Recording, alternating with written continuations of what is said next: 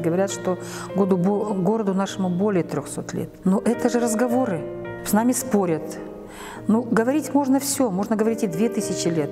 И я, может быть, с этим бы согласилась, но факты. Я пришла на работу сразу после окончания института 1 сентября 1983 года. И вот я помню свою первую экскурсию, как мне дали текст экскурсии, я начала учить. Конечно, волновалась. И представляете, тогда, когда музей открылся, 1 сентября 1983 года, в нашем музее был как мавзолей. Горожане шли, у нас не было перерыва даже.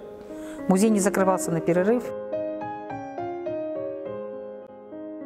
Областной историко-краеведческий музей является одним из старейших музеев Казахстана.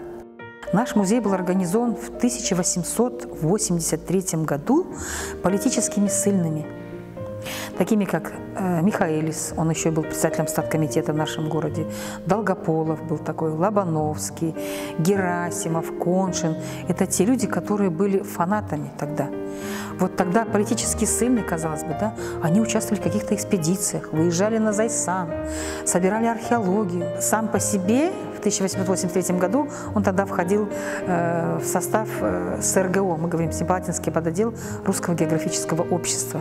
В том же году была открыта наша и библиотека общественная. Затем она была библиотека имени Гоголя. Мы с ними ровесники.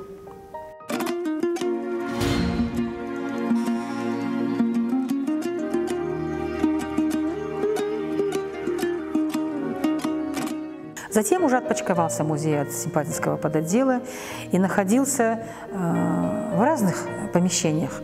Вот по Мамышулы, вот сейчас у нас стоит ЦОН здание, вот в этом здании музей находился. На месте телекома сегодня по Мамышулы стояло старое здание, там находились. Затем переезжали вот в эту вставку по улице Мамышулы, где сегодня находится, был ресторан Махаббат, затем сейчас торговый дом. И там был потоп очень большой, кое-что могли, то, что сохранили скорее. И тогда нам было, в 1977 году въехали в это здание. Это здание является памятником архитектуры, истории. Здесь находился после нашего губернатора и в годы революции Дом свободы. А затем уже в советское время находились государственные учреждения. Так вот, перед нами здесь находился политпрос, Дом политического просвещения. На сегодняшний день в нашем музее фонд составляет более 113 тысяч единиц.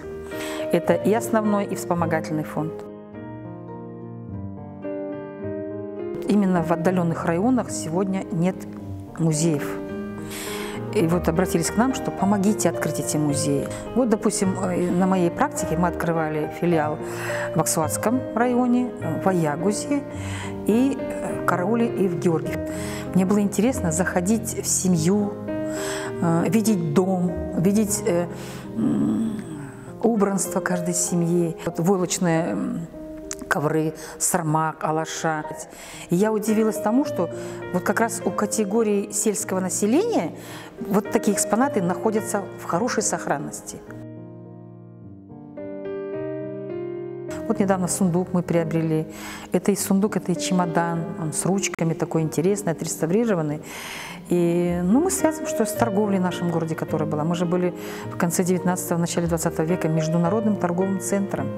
Через нас, наш город проходил очень много торговых караванных путей. И мы предполагаем, что, возможно, в этом сундуке когда-то в город завозили какие-то шелковые ткани, а может быть, какие-то кондитерские изделия, чай, конфеты. Мы посетили Розу Рымбаеву, Бибигуль Тулегенову. Все, что людям... Сегодня это же птицы высокого полета, но люди не забывают, откуда они вышли. Поэтому им очень важно из большой коллекции своих материалов дать то, что мы будем показывать на родине этих людей. Это и концертные костюмы, платья. Вот если вы обратите внимание, то висит платье Розы Рымбаевой, в котором она выступала на Сопотском фестивале.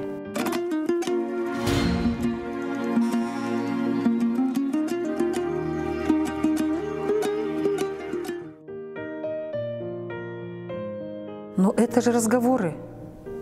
С нами спорят. Ну, говорить можно все, можно говорить и 2000 лет. И я, может быть, с этим бы согласилась. Но факты. Как можно просто так говорить? Мы же опираемся на археологические исследования, сегодня находят все это, но пока это все не обработается и не выдаст нам это наука, где-то будет подтверждено. Поэтому на сегодняшний день мы готовимся в 2018 году к 300-летию города.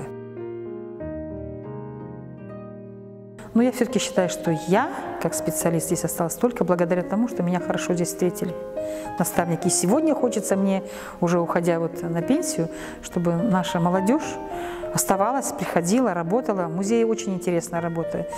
И довольно-таки я сегодня думаю, что она будет почетной со временем.